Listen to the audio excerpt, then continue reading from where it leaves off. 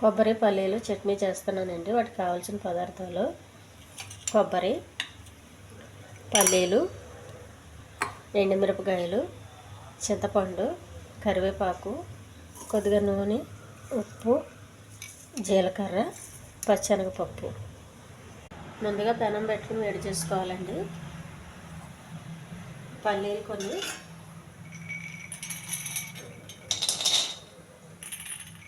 మనకు కావాల్సిన పల్లీలు బాగా వేగించాలి. ఎండుమిర్చి అండి,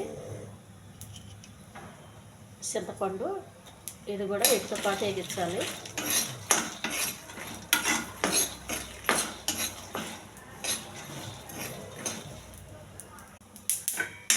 ఇవన్నీ ఎగిరేయండి, ప్లేట్లో తీసుకుని చల్లారాలి.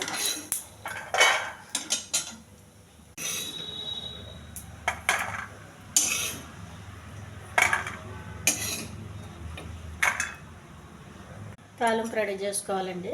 పల్లీలు చల్లారేలోపు కొద్దిగా నూనె,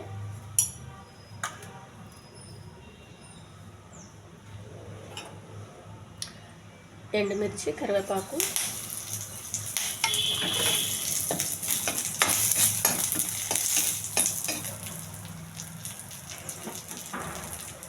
కొంచెం జీలకర్ర, శనగపప్పు,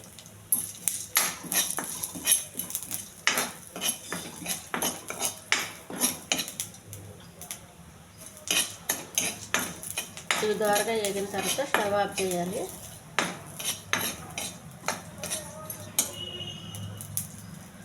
స్టవ్ ఆఫ్ చేసేయండి.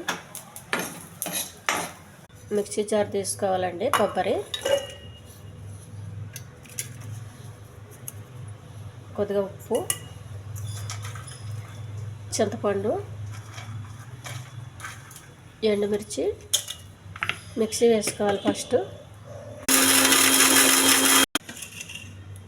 చల్లారిన పల్లీలండి,